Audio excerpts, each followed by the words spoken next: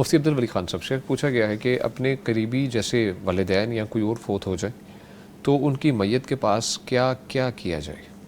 اکثر ہم یہ سنتے ہیں یہ کام بھی ناجائز ہے وہ بھی ناجائز ہے، تو ہم فوت کی پر اکٹھے ہوں تو کیا کریں ہم؟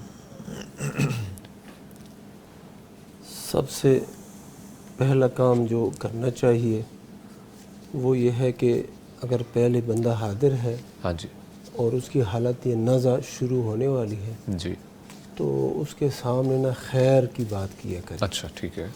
ملائک جو ہے نا آمین کہتے ہیں تو اچھی بات خیر والی بات کہا کریں، ایک بات. دوسری بات یہ ہے کہ اس کو تلقین لا الہ الا اللہ کی جائے. تلقین کی جائے کہ پاس پڑھا جائے؟ ہاں جی، تلقین کا مطلب یہ ہے کہ بندہ اسے کہے کہ لا الہ الا اللہ پڑھو. ابا جی، ہاں جی، اماں جی، بھائی جو بھی ہے اس کو کہے کہ لا الہ الا اللہ پڑھو.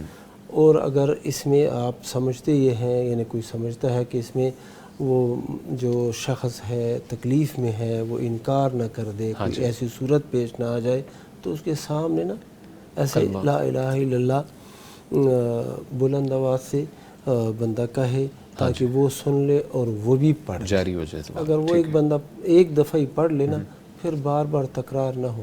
ہاں جی بالکل. عبداللہ بن مبارک رحمہ اللہ ان کے بارے میں آتا ہے کہ جب حالت نزع ان کی شروع ہونے لگی تو لوگ ان کو کہتے تھے لا الہ الا اللہ کہو، لا الہ الا اللہ کہو.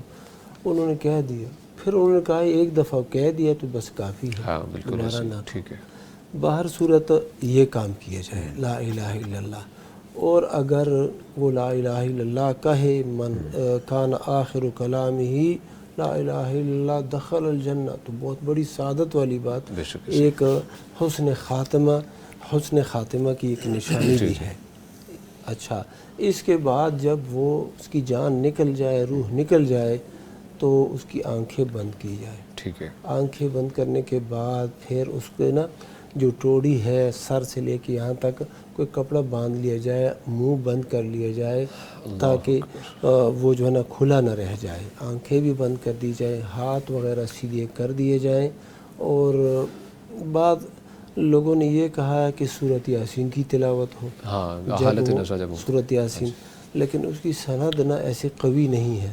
سلف سے تابعین سے ایسے منقول تو ہے لیکن حدیثی اعتبار سے اس کی سند کمزور ہے. ٹھیک ہے. اچھا، اس کے بعد بندہ جو غم کی حالت ہے تو ایک دوسرے کو تسلی دیں.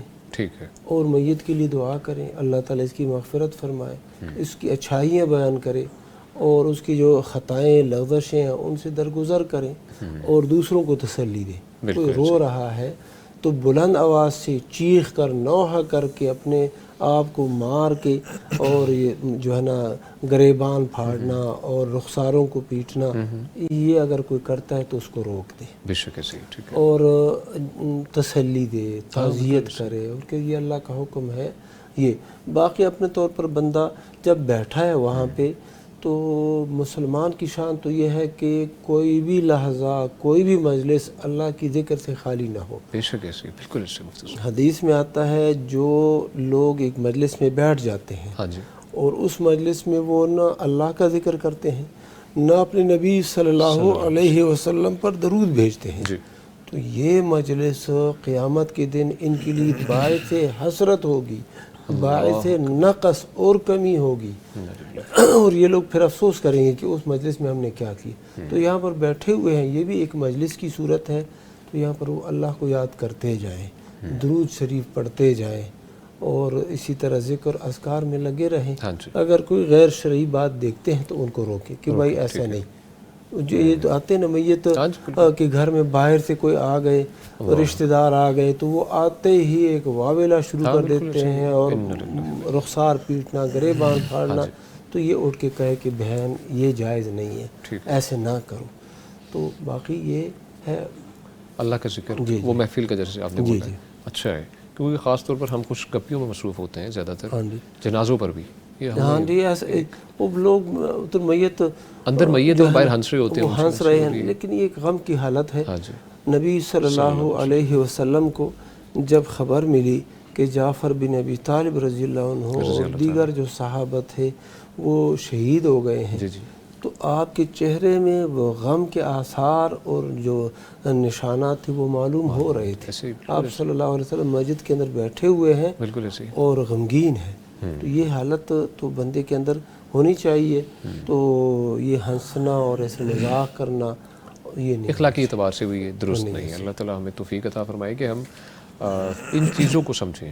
یہ ادب آداب ہیں, محفل کے بھی آداب ہیں, اور اس میں اگر اللہ کا ذکر شامل ہو جائے تو کیا ہی بات ہے انشاءاللہ. اللہ تعالیٰ خیریت رکھے.